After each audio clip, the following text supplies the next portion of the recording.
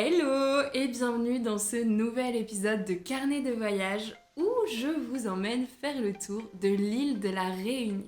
Au programme, départ de l'ouest de l'île, direction le marché en front de mer de Saint-Paul, pour continuer vers Saint-Leu et ses parapentes colorées, avant d'atteindre l'étang salé et sa plage de sable noir.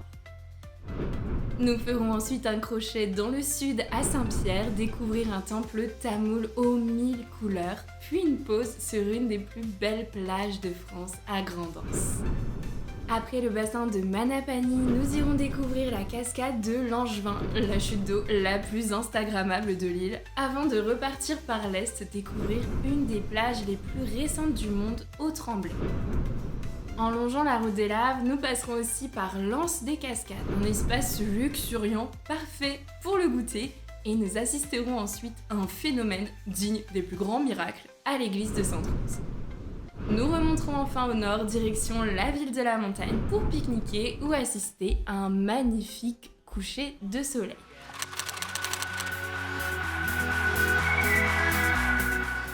Un itinéraire autant faisable en une journée qu'en une semaine, et tout aussi plaisant ici et maintenant depuis votre canapé, votre chaise, votre lit. À noter que j'ai par exemple réalisé plusieurs fois ce trajet en une seule journée, mais que pour certains qui aiment prendre leur temps, ça peut se faire sur plusieurs jours. Petit clin d'œil à ma mère qui était encore à la première étape à 14h30.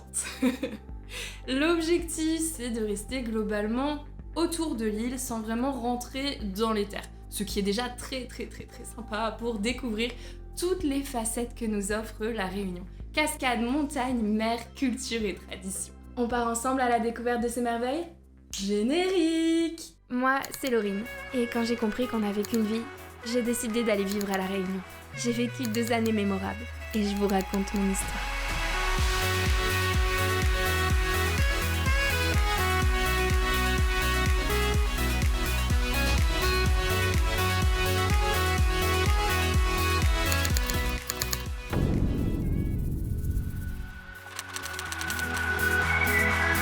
Notre tour de l'île commence à Saint-Paul, ville côtière et corsaire, les pirates. Ici, chaque vendredi et samedi, on parcourt le marché forain, un véritable trésor de saveurs et de couleurs.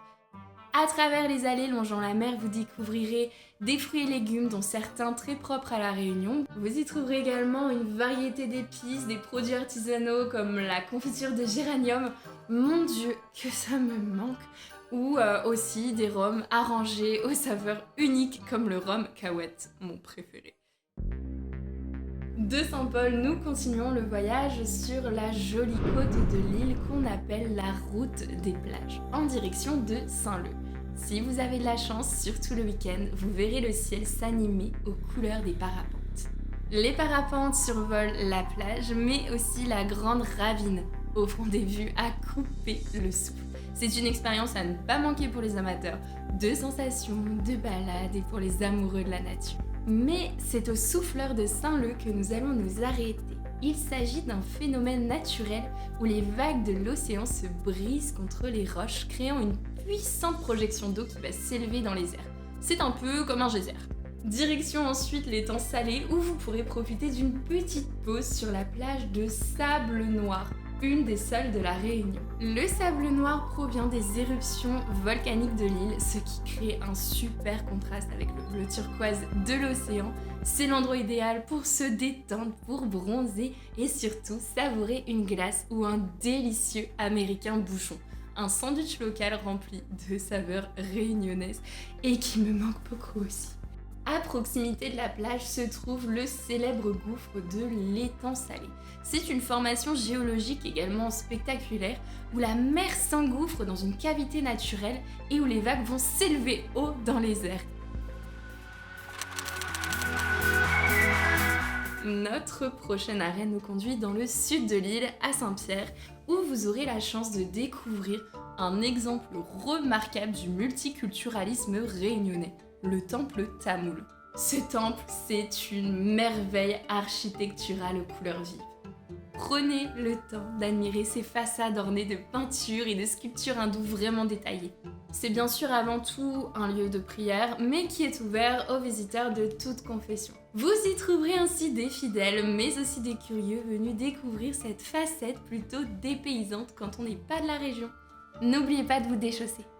Et je ne pouvais pas vous proposer cet itinéraire sans initier un détour par l'une des plus belles plages de France, la plage de Grand-Anse. La plage de Grand-Anse, elle est célèbre pour son aspect sauvage et préservé. Attention aux requins, ici on ne nage que dans le petit bassin sur la gauche de la plage. Et en parlant de bassin, si vous recherchez une expérience un peu différente de la plage, vous pouvez faire un court détour jusqu'à Manapany-les-Bains. Là-bas, vous découvrirez le bassin de Manapany, un endroit unique où l'eau douce du bassin se jette dans la mer.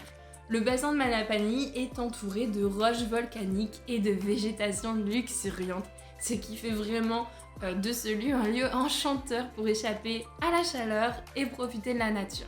Je trouve d'ailleurs que la vue, elle est encore plus incroyable une fois qu'on est dans le bassin. Notre prochain arrêt nous conduit à un endroit incontournable de la Réunion. C'est un endroit que l'on voit d'ailleurs beaucoup sur les cartes postales et mes copains vont sûrement sourire puisqu'ils en ont déjà reçu. Direction la cascade de Langevin à Grand Galets, la cascade la plus photogénique de la Réunion. Elle offre un spectacle à couper le souffle. Et si vous cherchez une dose d'adrénaline supplémentaire, cette cascade est également un point de départ idéal pour le canyoning. Vous pouvez explorer les gorges, sauter dans des piscines naturelles et descendre cette même cascade pour une aventure inoubliable au cœur de la nature réunionnaise, testée et approuvée. Notre prochaine étape nous fera remonter dans l'Est à la plage du Tremblay, une des plages les plus récentes du monde, témoignage de l'activité volcanique qui façonne continuellement l'île de la Réunion.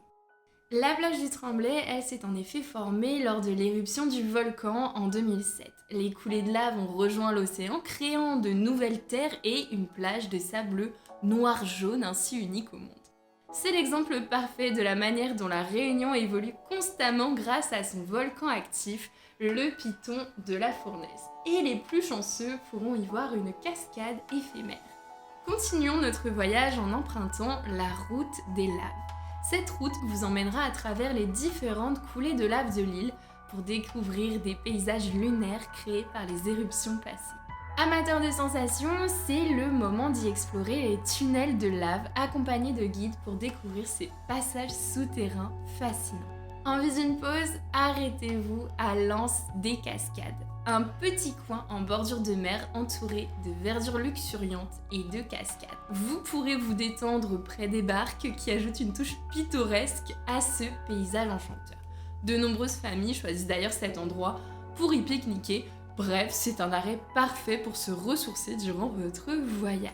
Notre prochain voyage nous conduit à Sainte-Rose, une ville sur la côte est de la Réunion où nous découvrons une histoire qui relève presque d'un miracle, celle de l'église de Notre-Dame-des-Laves. En 1977, lors de l'éruption du Piton de la Fournaise, encore lui, la lave en fusion approchait et menaçait de détruire cette église. Mais quelque chose d'incroyable s'est produit. La lave s'est littéralement arrêtée aux portes de l'église, l'entourant de tous les côtés sans la toucher. Extraordinaire. Pour conclure notre voyage autour de l'île de la Réunion, nous nous dirigeons vers le parc du Colorado situé à la montagne. Un lieu qui offre une vue spectaculaire, idéale pour un coucher de soleil. Le parc du Colorado est réputé dans le nord de l'île pour sa jolie vue. C'est une manière parfaite de conclure notre voyage à travers cette magnifique île. Dans le prochain épisode, direction le cirque de Cilaos, mon endroit préféré de l'île. Nous prendrons la fameuse route aux 400 virages pour découvrir les sources thermales naturelles, les cascades vertigineuses et des petits bijoux artisanaux.